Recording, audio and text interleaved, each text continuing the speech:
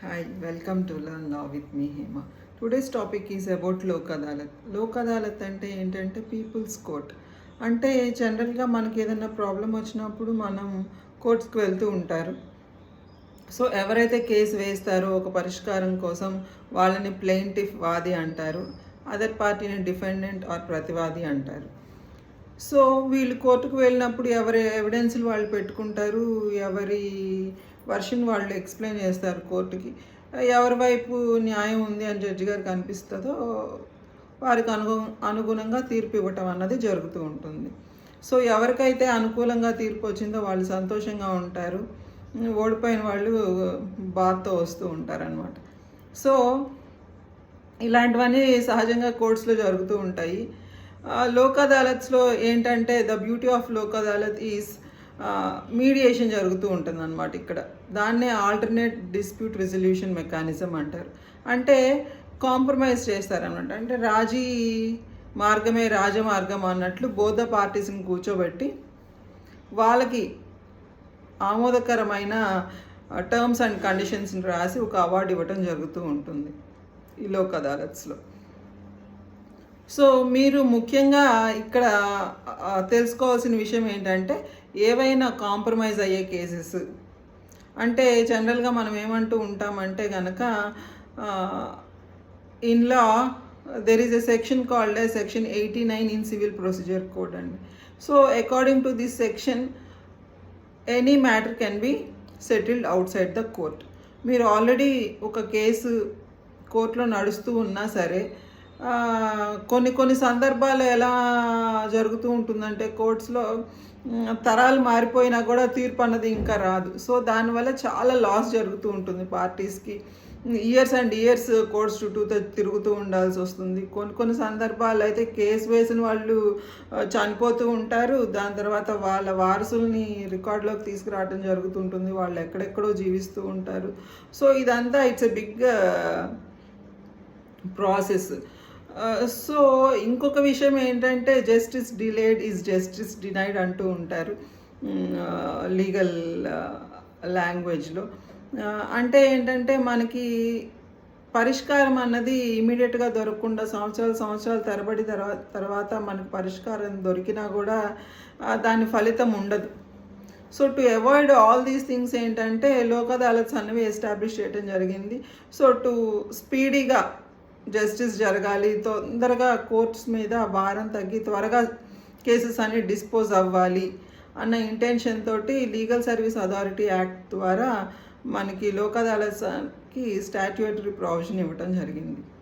So మెయిన్గా ఇక్కడ ఎలాంటి కేసెస్ మీరు లోక్ అదాలత్స్కి రిఫర్ చేయొచ్చు అంటే కనుక ప్రీ లిటిగేషన్ కేసులో, అంటే ఇంకా కోర్టులో కేసు ఫైల్ కాని కేసెస్, అలాగే ఆల్రెడీ లిటిగేషన్లో ఉన్న కేసెస్, అంటే ఆల్రెడీ కోర్టులో పెండింగ్ ఉన్న కేసెస్ ఏవైనా సరే మీరు లోక్ అదాలత్స్కి రిఫర్ చేయొచ్చు.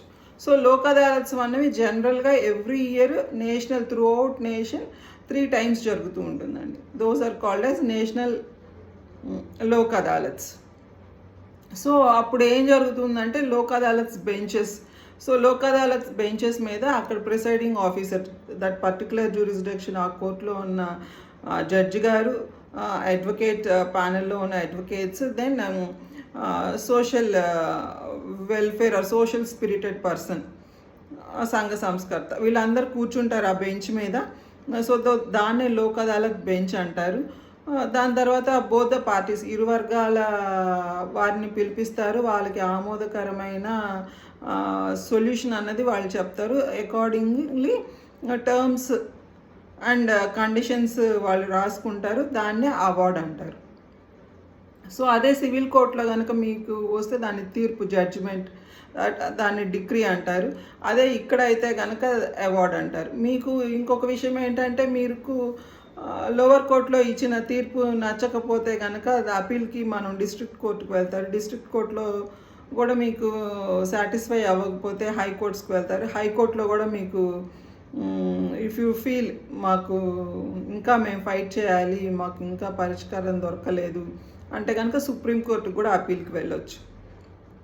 కానీ లోక్ అదాలత్స్లో వన్స్ సెటిల్మెంట్ జరిగి అవార్డ్ అనేది పాస్ చేయటం జరిగితే కనుక that award is final.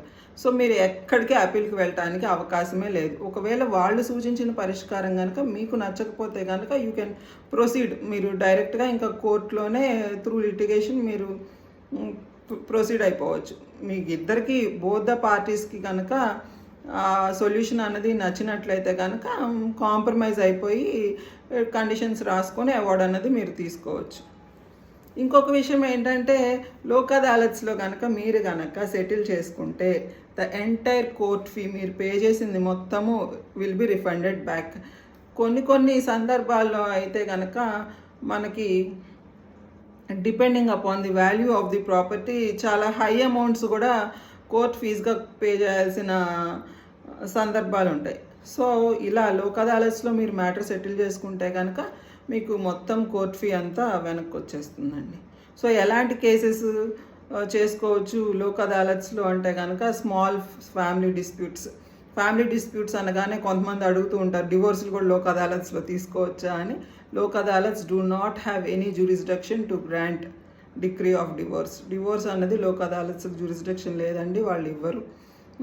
So ఏవైనా ల్యాండ్కి సంబంధించిన కేసులు కానీ, మ్యూటేషన్ కేసులు కానీ, ప్రామిసరీ నోట్స్కి సంబంధించిన కేసులు కానీ, చిన్న small petty criminal offences which are compoundable in nature, అంటే రాజీ పట్టడానికి వీలున్న సమస్యలను మాత్రమే లోక్ అదాలత్స్లో సెటిల్మెంట్ అన్నది చేస్తూ ఉంటారు. సో పర్మనెంట్ లోక్ అదాలత్స్ కూడా జరుగుతాయండి. అవి ఏంటంటే legal service authority offices district లెవెల్లో డిస్ట్రిక్ట్ కోర్ట్ కాంప్లెక్సెస్లో ఉంటాయి. అక్కడ పబ్లిక్ యూటిలిటీకి సంబంధించిన సమస్యలన్నిటికీ అక్కడ పరిష్కారం జరుగుతుంది. అంటే కరెంటుకి సంబంధించినవి, వాటర్ సప్లైకి సంబంధించినవి, శానిటేషన్కి సంబంధించినవి, ఇలా ట్రాన్స్పోర్టేషన్కి సంబంధించినవి ఇలాంటివన్నీ. సో ఈ నెల అంటే సెప్టెంబర్ 14, 2024న నేషనల్ లోక్ అదాలత్ అన్నది జరగబోతుంది. సో మీరు కనుక మీకు ఏమన్నా సమస్యలు కోర్టులో పెండింగ్లో ఉంటే కనుక మీరు లోక్ అదాలత్స్కి రిఫర్ చేసి మీ సమస్యని ఎమికబుల్గా సెటిల్ చేసుకోగలరని, ఈ సందర్భాన్ని మీరు ఉపయోగించుకోగలరని నేను ఈ వీడియో చేస్తున్నాను. సో చట్టాలను తెలుసుకోండి, గౌరవించండి, బాధ్యతగా జీవించండి. Thank you.